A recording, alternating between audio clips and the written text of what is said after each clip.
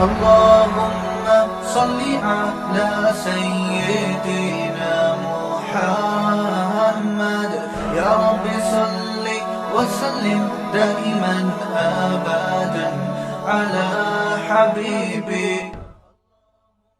الحمد لله رب العالمين وصلى الله وسلم على نبينا ومولانا محمد وعلى آله وأصحابه ومن تبعهم بإحسان إلى يوم الدين. أما بعد فأعوذ بالله من الشيطان الرجيم. بسم الله الرحمن الرحيم.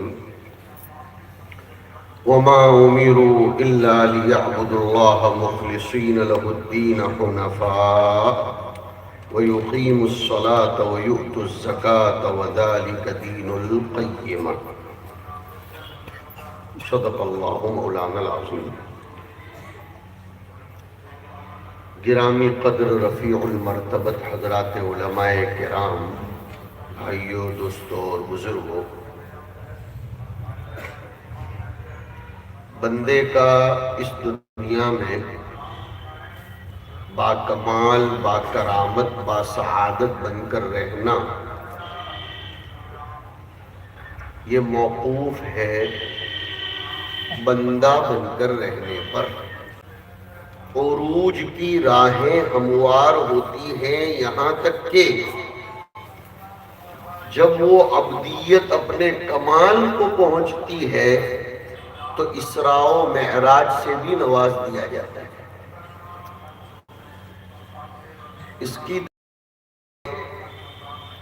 کہ اسراء و معراج کے سفر کے باب میں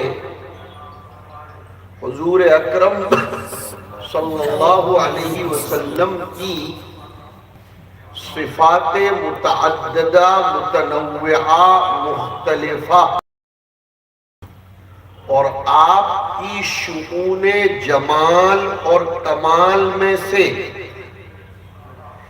ایک صفت عبدیت کا خود قرآن کریم نے انتخاب کر کے اس کا استعمال فرمایا. 15ویں پارے کی پہلی ہی آیت ہے، سبحان الذی اسری بعبدہ.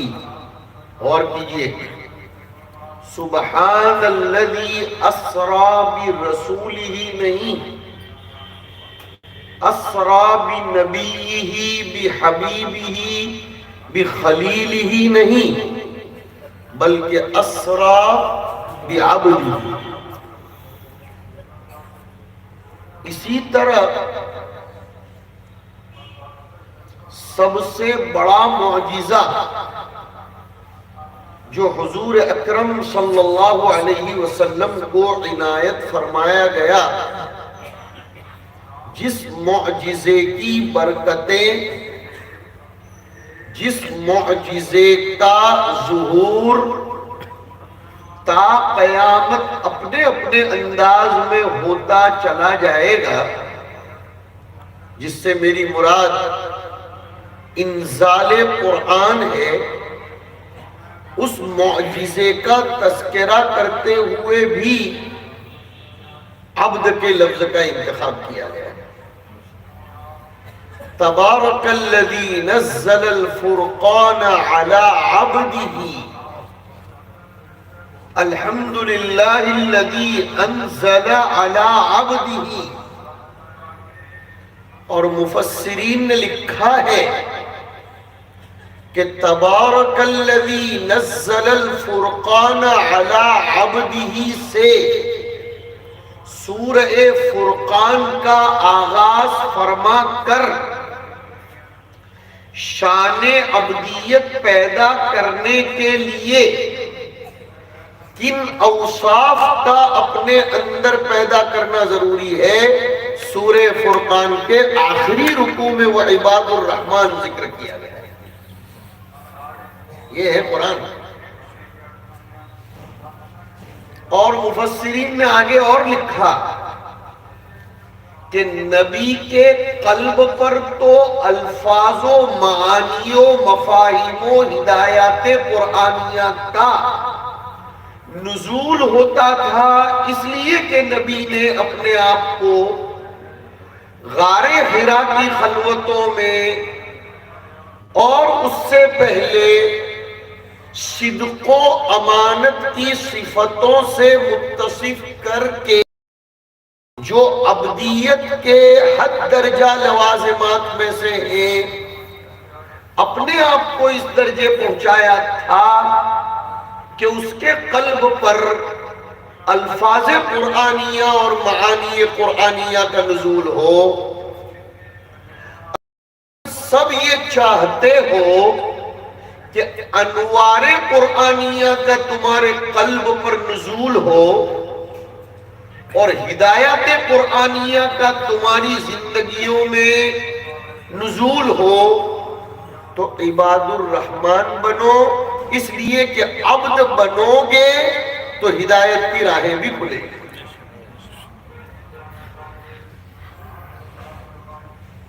یہ ہماری مجبوری ہے کہ ہم کچھ درسی الفاظ بولتے ہیں اس لیے کہ شب و روز کا کام یہ ہے، مگر سمجھانے کی کوشش کریں گے.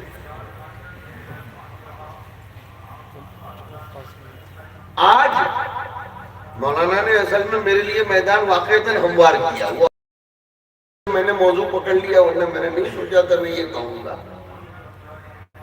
اللہ اکبر یہ وہی کہہ سکتا ہے جس میں عبدیت ہو، ورنہ جس میں عبدیت نہ ہو نفس کو اکبر کہتا ہے. وہ اپنے من کے چونچلوں کو، اپنی خواہشات کو، اپنے تقاضوں کو اکبر کہتا ہے. کہتا ہی نہیں ہے، کہلواتا بھی ہے. اور اکبر نے یہی دھندے کیے تھے. کہا ہی نہیں تھا، کہلوایا تھا. لیکن ہندوستان کے مسلمانوں نا امید مت ہو. موٹیویشن اسپیکروں سے نہیں آتا ہے، حوصلے تو قرآن سے ملتے ہیں. حوصلے پیسے لے کر حوصلہ افزائی کرنے کا طریقہ سکھانے والوں سے نہیں پیدا کیے جاتے. سب سے بڑا حوصلہ افزا تو قرآن کریم ہے. اکبر نے بتیرے کوشش کی تھی کہ ہندوستان میں ارتداد کی لہروں کو ہر گھر پر سے دستک دے کر اندر تک پہنچایا جائے. وَالْعُقَلَاءُ تَكْفِيهِمُ الْإِشَارَةُ. اور اکبر نے اپنے اختیارات، اپنی سلطنت، موروثی کچھ اشیاء کو استعمال کر کے اپنے تئیں یہ سوچ لیا تھا کہ میں لوگوں کے ذہنوں پر بھی قادر ہوں جیسے لوگوں کے جسموں پر قادر ہوں.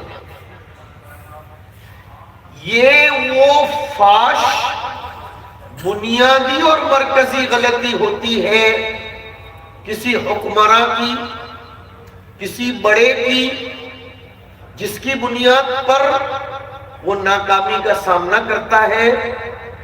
فرعون کو بھی اسی مغالطے کا سامنا تھا.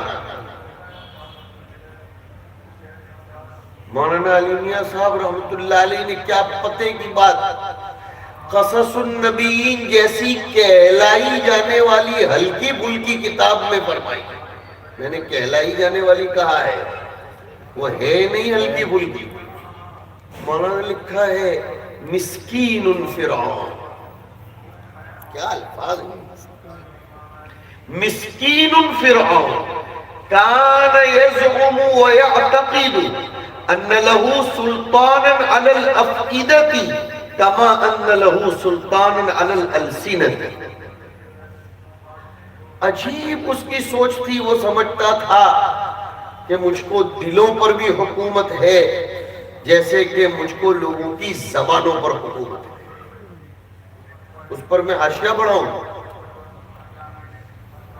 وہ اس سوچ اور مغالطے میں تھا، حالانکہ اس کے نفس سے نفس ملا کر، اس کے تکیے سے تکیہ ملا کر سونے والی آسیہ کے دل پر خود اس کی حکومت نہیں تھی۔ وَضَرَبَ اللَّهُ مَثَلًا لِلَّذِينَ آمَنُوا امْرَأَتَ فِرْعَوْنَ إِذْ قَالَتْ رَبِّ ابْنِ لِي عِندَكَ بَيْتًا فِي الْجَنَّةِ وَنَجِّنِي مِنْ فِرْعَوْنَ وَعَمَلِهِ وَنَجِّنِي مِنَ الْقَوْمِ الظَّالِمِينَ۔ ماحول کا بہانہ بنانے والوں،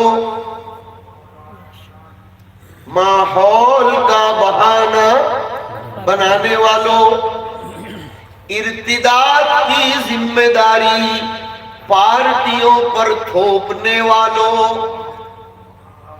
ذہنوں کے انقلاب کی ذمہ داری حکومتوں کے رجال پر تھوپنے والوں، آؤ دسترخوان قرآن پر اور پڑھو اس آیت کو۔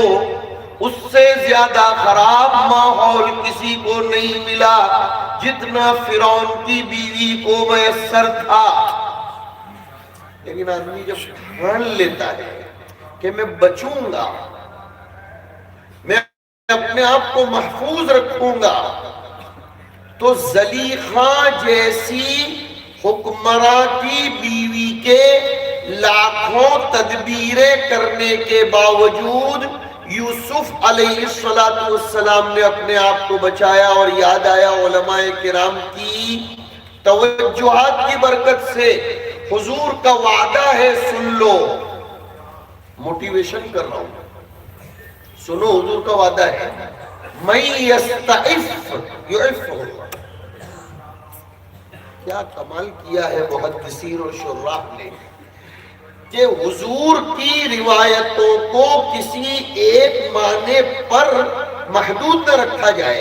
علماء متوجہ رہیں گے، انہیں انشاءاللہ جمعہ میں کہنے کے لیے بھی کچھ مواد دے رہا ہوں، وہ کھولیں گے اس کو، ابھی اتنا وقت نہیں ہے۔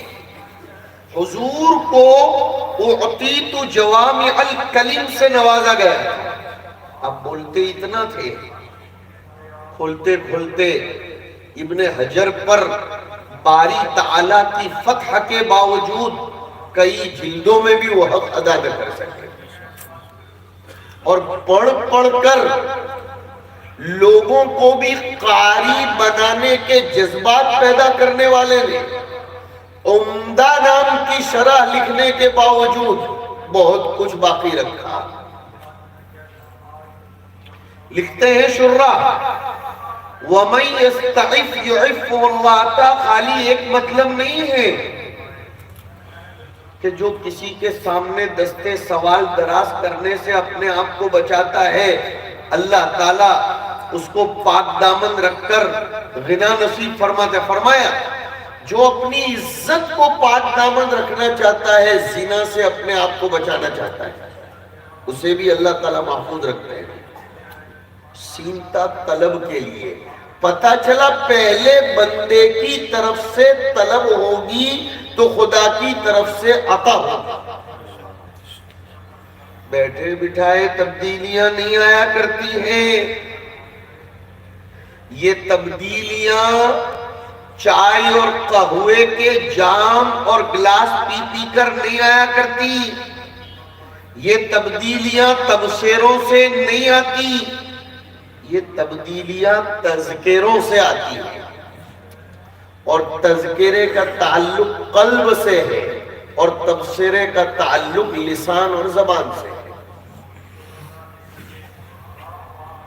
وَمَن يَسْتَعِفْ، جو ماحول کی کدورتوں سے، ماحول کی گندگیوں سے اپنے آپ کو بچانا چاہے گا، اللہ تعالیٰ اس کو محفوظ رکھیں گے۔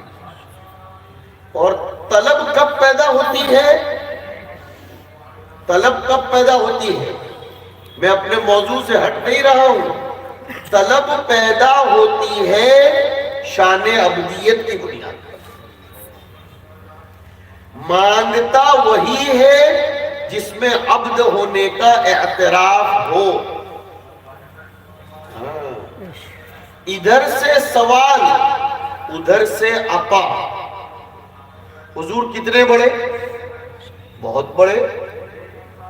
لیکن مولانا کی بات کو آگے بڑھاتے ہوئے کہوں، ابن تیمیہ جیسے شیخ الاسلام رحمت اللہ علیہ نے لکھا، کیا توحید ہے، کیا توحید ہے ماشاءاللہ، کہ اللہ کے رسول کا درجہ اور مقام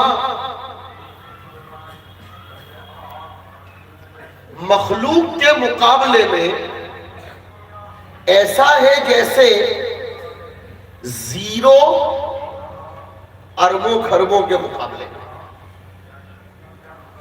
یعنی حضور بیلنس میں ہے، مڈل لائن پر، ادھر پوری مخلوق اور ادھر اللہ۔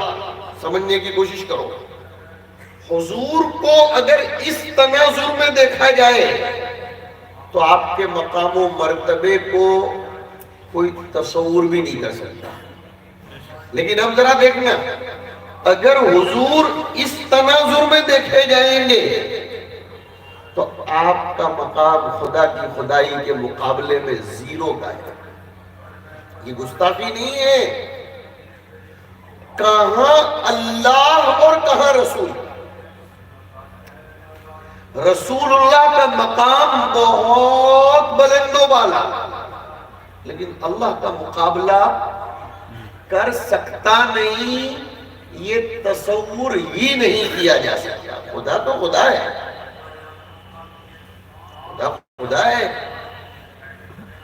اس لیے کہ کچھ بھی مانو نہ مانو، لیکن یہ تو بولنا پڑے گا کہ رسالت ذاتی نہیں ہوتی، عطائی ہوتی ہے، اور عطا کے لیے معطی کا ہونا ضروری، اور معطی کے مقابلے میں معطا کا کوئی درجہ نہیں ہوتا۔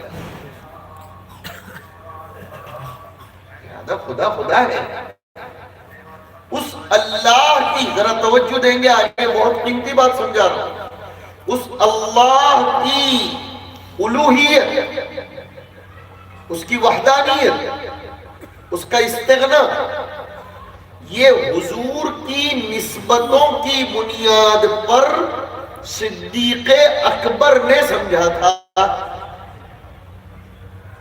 سنیے، صدیق اکبر کو نسبت اتحادی حاصل تھی حضور کی۔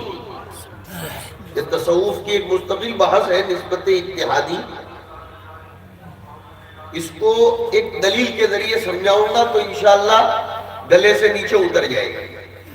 ایک اعتراض چھیڑا ہے قاضی ایاز رحمت اللہ علیہ نے شرح مسلم میں، کہ لو کان بعدی نبی لکان عمر، روایت میں ہے اگر میرے بعد کوئی نبی ہوتے تو عمر ہوتے۔ سوال ہوتا ہے ابو بکر کہاں گئے بھائی؟ اس سے تو ابو بکر کے مقام کو ٹھیس پہنچ رہی ہے اور عمر کا مقام بڑھ رہا ہے۔ قاضی ایاز نے سوال بھی اٹھایا، جواب بھی دیا کہ لو کان بعدی نبی لکان عمر، اگر میرے بعد کوئی نبی ہوتے تو عمر ہوتے، اور بعد میں بود ہے، بعد میں غیریت ہے۔ ابو بکر میں بود ہی کہاں تھا، غیریت ہی کہاں تھی؟ ابو بکر تو عین تھے، لہذا وہ بحث میں آ ہی نہیں سکتے۔ اور اس کے ایک دلیل دوں، طبیعت پھڑک جائے گی۔ ابو بکر رضی اللہ تعالیٰ عنہ ہی کو وہ مقام حاصل ہے جو صحابہ میں کسی کو حاصل نہیں، کہ جمع متکلم کا صیغہ استعمال کر کے ابو بکر کو حضور نے اپنے ساتھ ایک کر کے جوڑ کر فرمایا ان اللہ معنا۔ وہ معنا میں نبی اور ابو بکر کے سوا تیسرا تھا کون؟ اسی لیے مفسرین نے لکھا نبی کی رحمتوں کے قربان جائیں، نبی کی شفقتوں کے قربان جائیں، نبی کی عظمتوں، نبی کے پیار، نبی کے اپنوں سے تعلق اور والہانہ عشق کے قربان جائیں. بات سمجھنے کی کوشش کرو. جب حضرت موسیٰ علیہ السلام فرعون کے لشکر کے پنجے میں آنے کا خطرہ محسوس کر رہے تھے اور حضرت موسیٰ کی قوم نے یہ کہا تھا کہ اِنَّا لَمُدْرَكُونَ، ہم چاروں طرف سے گھیرے جا رہے ہیں، ایسا لگ رہا ہے، اس لئے کہ فرعون بھی پیچھے سے آ رہا ہے. تو موسیٰ علیہ السلام کے جواب میں غور کرنا اور حضور کے جواب میں غور کرنا. موسیٰ نے فرمایا تھا کَلَّا إِنَّ مَعِيَّ واحد متکلم ربی سیہدینی، میرے ساتھ میرا رب ہے جو میری ناؤ اور کشتی پار لگائے گا.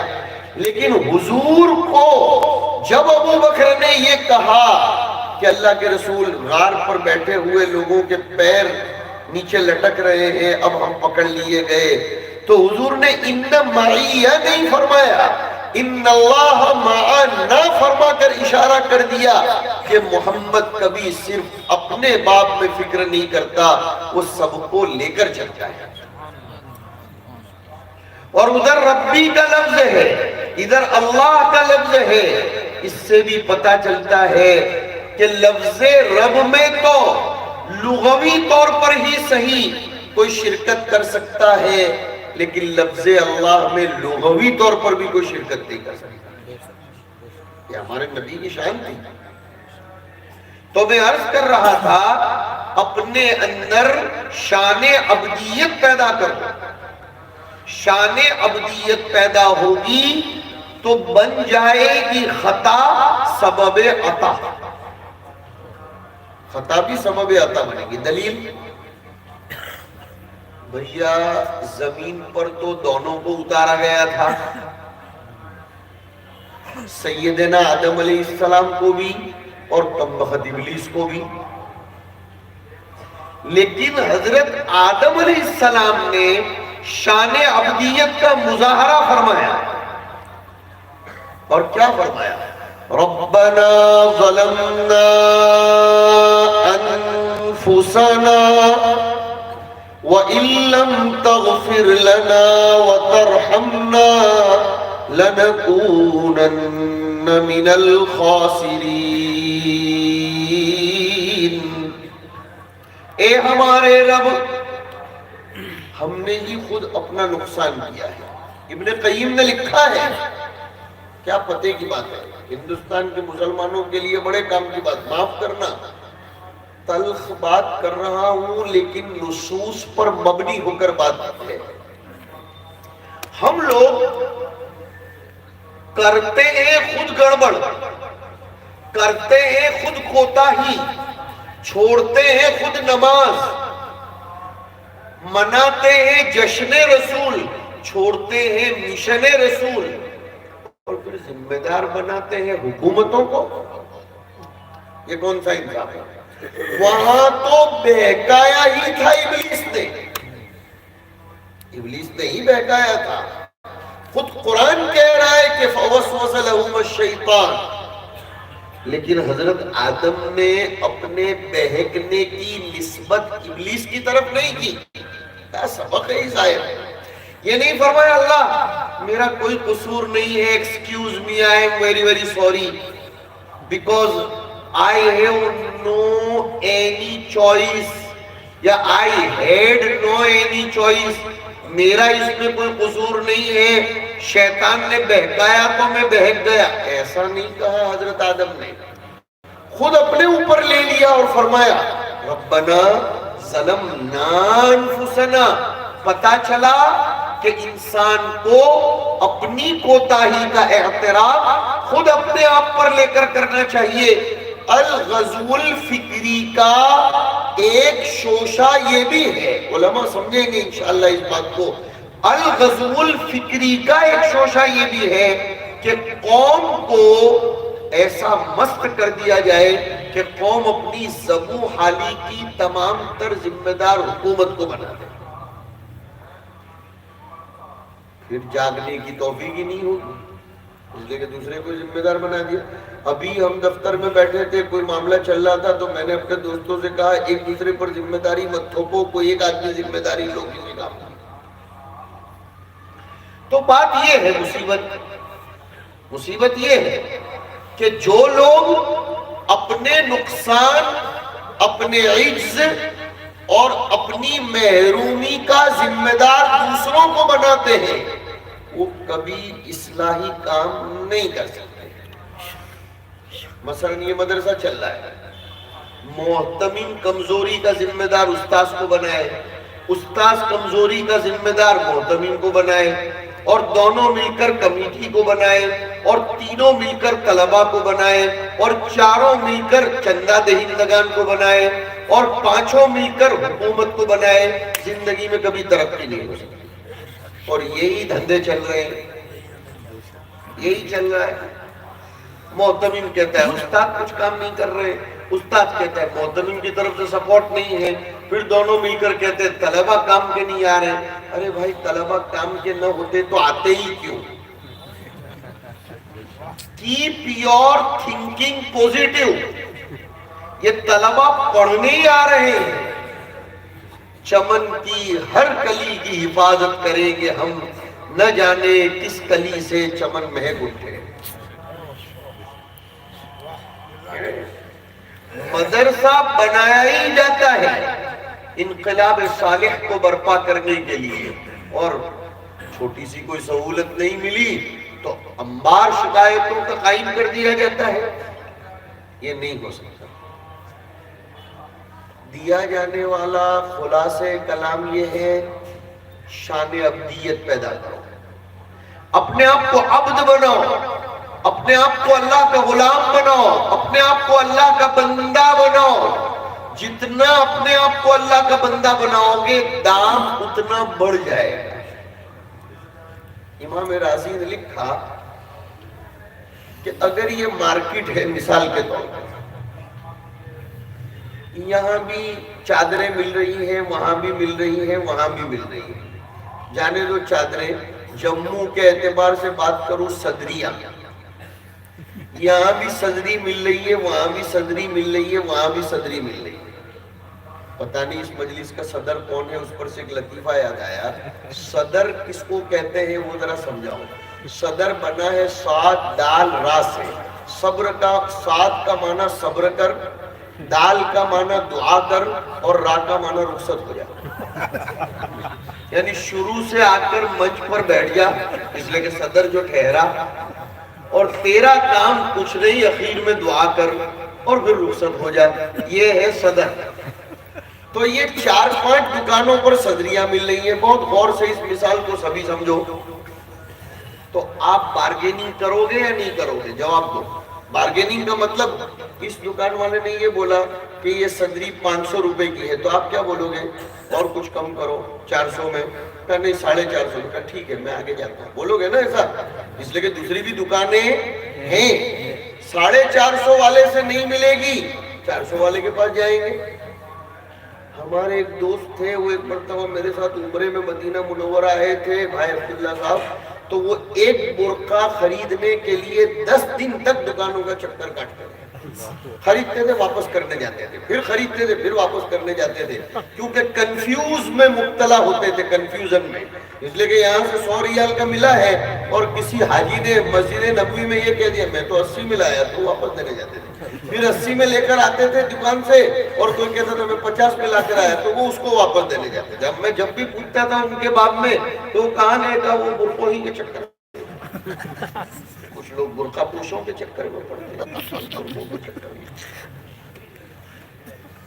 تو اگر یہ صدری کی دکانیں کئی ایک ہیں تو بارگیننگ کریں گے، لیکن اگر یہ معلوم ہے، بہت نتیجے کی بات پر آ رہا ہوں، کہ پورے مارکیٹ میں صدری ایک ہی دکان پر ملتی ہے اور وہ اپنی چاہت کی مل رہی ہے، پورے جموں میں کہیں نہیں ملے گی، تو منہ مانگے دام میں خرید لو گے کہ نہیں؟ فوراً خرید لیں گے نا۔ رازی نے واقعتاً کمال کر دیا اور لکھا اللہ کی مارکیٹ میں ساری صفات موجود ہیں، اللہ کی مارکیٹ میں ساری سے بندہ سخاوت کرتا ہے تو اللہ کہتا ہے میں بھی تو سخی ہوں. بندہ معاف کرتا ہے تو اللہ کہتا ہے میری دکان پر بھی تو معافی بک رہی ہے. بندہ تربیت کرتا ہے اللہ کہتا ہے میں بھی مربی ہوں. خدا کی مارکیٹ میں نہیں ہے تو ایک چیز نہیں ہے اور وہ ہے عبدیت, وہ ہے تواضع. لہذا جو بندہ تواضع اور عبدیت لے کر اللہ کے یہاں پہنچتا ہے, جو دام مانگے گا اللہ وہ دام دے دے گا. اسی لیے نستعین بعد میں ہے, نعبدو پہلے ہے. ایاک نعبدو والا ایگریمنٹ, وہ والا معاہدہ پورا کر, پھر بولنا کہ وہ ایاک نستعین, اور استعانت میں مقدم کیا ہدایت کو. پتہ چلا اللہ تعالیٰ سے سر فہرست مانگنی چاہیے ہدایت. اچھا شان عبدیت ملتی کیسے ہے, اس کو بھی اسی صورت میں بتلا دیا, منعم علیہم بندوں کی صحبت سے ملتی.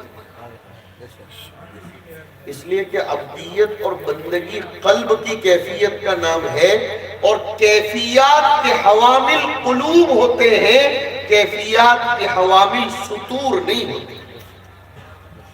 لہذا کیفیت کو تو قلب سے لیا جاتا ہے, کمیتوں کو سطور سے لیا جا سکتا ہے, لیکن کیفیات کو سطور سے نہیں لیا جا سکتا.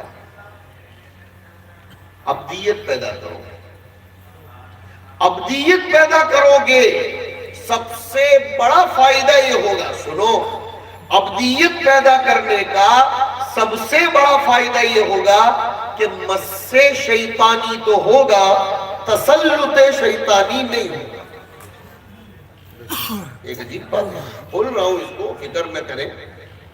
دیکھو ایک تو یہ ہے, اس کو بولتے ہیں مس, اس کو مس کہتے ہیں, ٹچ کرنا, ایسے کیوں ٹچ کر لیں, اس کو مس کہتے ہیں. اور ایک کسی پر حاوی ہو جانا, اس کو سرنڈر کر لینا. شیطان دو قسم کے لوگوں کو پکڑتا ہے, کچھ لوگوں پر تو حاوی ہو جاتا ہے, کچھ لوگوں کو سرنڈر کر لیتا ہے. کیسے لوگوں کو؟ 25ویں پارے میں آیا, وَمَن يَعْشُ عَن ذِكْرِ الرَّحْمَنِ نُقَيِّضْ لَهُ شَيْطَانًا فَهُوَ لَهُ قَرِينٌ. جو اللہ تعالیٰ کی عظمتوں کے استحضار سے غفلت برتتا ہے. میں نے ایک نادر ترجمہ کیا ہے اس ٹکڑے کا. ذکر کا مطلب خالی تسبیح نہیں, خالی تسبیح پھرانے میں تو یوں تسبیح پھرا رہا ہے اور ادھر اس کو ٹوپی بھی پھرا رہا ہے. بر زمان تسبیح در دل گاہو ہر, این چنی تسبیح کے دارد اثر. لیکن ایک شاعر نے اس میں ذرا سا تغیر کر کے کہا, این چنی تسبیح ہم دارد اثر. بڑا بہت اثر وہ رکھتی ہے لیکن پورا نہیں. اللہ کی عظمت کا استحضار نہ رہے نا تو شیطان حاوی ہو جاتا ہے. جیسے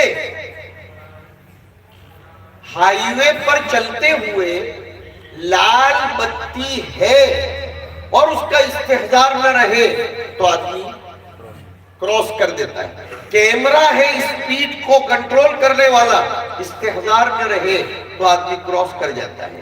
پتہ چلا استحضار ہونا بہت ضروری ہے. شان عبدیت رکھنے والے کو استحضار ہوتا ہے. تو عرض کیا کر رہا تھا, عبدیت والے کو مس شیطانی تو ہوتا ہے, شیطان ٹچ کر لیتا ہے لیکن وہ فوراً متنبع ہو جاتا ہے. اور اگر عبدیت نہ ہو تو شیطان اپنے انڈر میں لے لیتا ہے. میں نہیں کہہ رہا ہوں, میرا اللہ کہہ رہا ہے, سنیے آیت, ان عبادی لیس لک علیہم سلطان. وہاں عبادی آیا, میری عبدیت والے جو لوگ ہیں, ایک کمبخت شیطان تجھے ان پر سلطان نہیں ملے گا, تجھے ان پر تسلط نہیں ہوگا. مس تو کرے گا, مس سے شیطانی سے تو کوئی بھی محفوظ نہیں رہتا. لہذا آج ہماری تقریر کا مختصر پیغام یہ ہے، اپنے اندر شان بندگی پیدا کرو، سب سے پہلے اقرار کرو کہ میں اللہ کا بندہ ہوں، کسی کا بندہ نہیں ہوں، نہ نفس کا، نہ چونچلوں کا، نہ میری دکان کے مالک کا، نہ محتمم صاحب کا، نہ سیٹھ کا، نہ اپنے باپ کا، میں کسی کا بندہ نہیں، بندہ ہوں تو صرف اللہ کا ہوں۔ جب یہ بات آئے گی نا تو تکوینی نظام پر بھی کبھی کوئی سوال نہیں ہوگا اور تشریعی نظام پر بھی کوئی سوال نہیں۔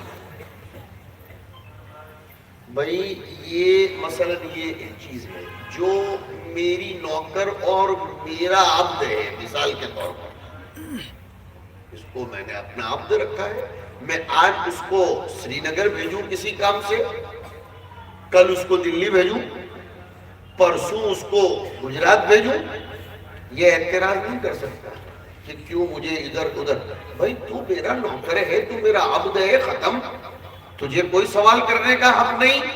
ایسے ہی جو شخص بندہ بن جاتا ہے نا، بہت کام کی بات، وہ کبھی سوال نہیں کرتا کہ اللہ کبھی جھوٹ بولنے کو منع کرتا ہے اور کبھی جھوٹ بولنے پر صدقے کا ثواب بھی دیتا ہے، ایسا کیسا؟ جھوٹ بولنا کبھی تو حرام اور کبھی جھوٹ بولنے پر ثواب ملتا ہے، یہ کوئی بات ہوئی؟ ہاں یہی تو بات ہوئی، اس کا جواب یہی ہے تو بندہ ہے۔ نماز قضا کرنا بہت بڑا گناہ، عرفات کے میدان میں ہے، مغرب کی اذانیں ہو رہی ہیں، گاڑیوں میں بیٹھے ہیں، وضو ہے، حاجی بن چکا ہے، خبردار اگر مغرب پڑھا تو اس لیے کہ تو میرا بندہ ہے، مغرب پڑھنا پڑے گی مزدلفہ میں جا کے۔ یہ ہے عبودیت، یہ عبودیت۔ جھوٹ بولنا بہت بڑا گناہ، لیکن جھوٹ بولنے سے دو بھائیوں کے درمیان محبت پیدا ہو جاتی ہو تو جھوٹ بولنے پر ثواب ہم تو لگائی بجائی کرتے ہیں۔ اور حدیث شریف میں تو فرمایا گیا کہ مولوی عبداللہ سلمہ نے اگر کسی مفتی صاحب کے بارے میں کوئی گڑبڑ سڑبڑ کہہ دی تو وہ مفتی صاحب کے پاس جا کر یہ کہو، کیا یار مولوی عبداللہ تمہارے تذکرے کر رہے تھے اور کہہ رہے تھے کہ مفتی صاحب بہت اچھے آدمی ہیں، بڑے خلیق ہیں یہ، حالانکہ مولوی عبداللہ نے نان ویجیٹیرین صلواتیں سنائی تھی، یہ جھوٹ بول رہا ہے، اسے دور کر دیا جاتا ہے۔ کہتا تو ہے دیوانہ، سننا بھی ہے دیوانہ۔ اچھی باتیں پہنچاؤ اور سچ بات پہنچنے سے، اور سن لو میرے سامنے شخصیتیں جن سے ملت کی منفعت وابستہ ہے، طلباء کی، عوام کی، چیریٹی ورکس کی، ملک کا مفاد وابستہ ہے، آپ ایسے دو لوگوں کے درمیان اپنے مفاد کے لیے دوری پیدا کرواتے ہو۔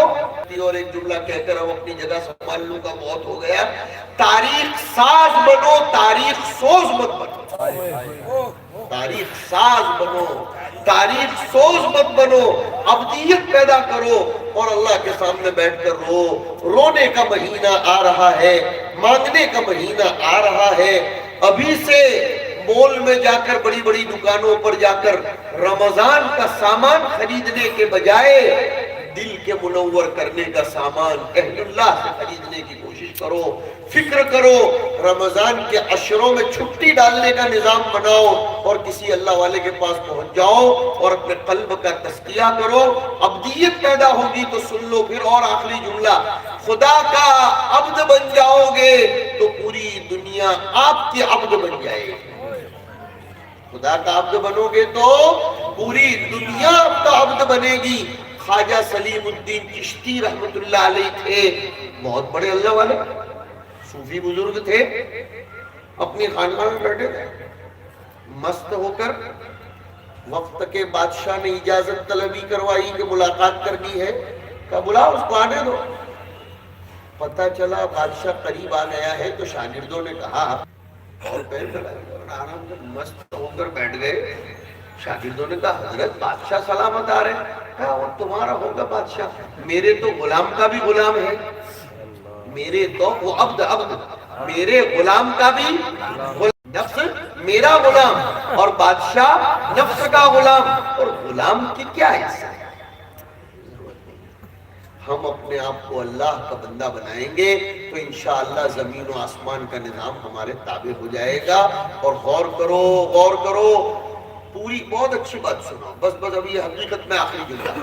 دنیا کی ساری مخلوقات جھک کر کھاتی ہے، جھک کر کھاتی ہے، بکری، گائے، بھینس، مرغی وغیرہ وغیرہ، لیکن انسان ہے اسے کھانے کے لیے بھی جھکنا نہیں پڑتا، لقمہ اٹھ کر اس کے منہ تک جاتا ہے. پتہ چلا کہ اس کی پیشانی اتنی قیمتی ہے کہ ضرورت کی چیز کے سامنے بھی اس کو جھکنے کی. ربنا اغفر لنا ولإخواننا الذين سبقونا بالإيمان ولا تجعل في قلوبنا غلا للذين آمنوا ربنا إنك رؤوف رحيم. ربنا إننا آمنا فاغفر لنا ذنوبنا وكفر عنا سيئاتنا وتوفنا مع الأبرار. اے اللہ اس مدرسے کو دین دگنی رات چوگنی ترقیات سے، مرحوم کے لگائے ہوئے گلشن کو اللہ سرسبز و شاداب فرما، ان کی اولاد کو ان کے نقش قدم پر چلنے کی توفیق نصیب فرما، انہیں خلف رشید بنا، اس مدرسے کی نشأت ثانیہ فرما. اے اللہ خلوص کو قبول فرما اور ارباب فلوس کو اس کی طرف متوجہ فرما. اے اللہ ہمارے دلوں میں اتفاق، اجتماع، الفت پیدا فرما. اس مدرسے سے دین کے بہترین داعی پیدا فرما، ملک کے معمار پیدا فرما. اے اللہ ملت و ملک کے وفادار پیدا فرما، ہم سب میں شان عبودیت پیدا فرما. اسی بندہ بنا لے، تسلط شیطانی، غوائے شیطانی سے ہماری حفاظت فرما، توحید کامل سے سرشار فرما. حضور کی محبت و عشق نصیب فرما، حضور کی عشق و محبت نصیب فرما. ہمارے سفر کو قبول فرما. اے اللہ اس مدرسے کی ضرورتیں ہوں خزانے غیب سے پوری فرما، تعمیر و تعلیم کو مستحکم فرما. ہماری دعاؤں کو محض اپنے فضل و کرم سے جناب نبی اکرم صلی اللہ علیہ وسلم کے مقام عالی کے صدقے طفیل قبول فرما. صلی اللہ علیہ النبی الکریم برحمتک یا ارحم الراحمین.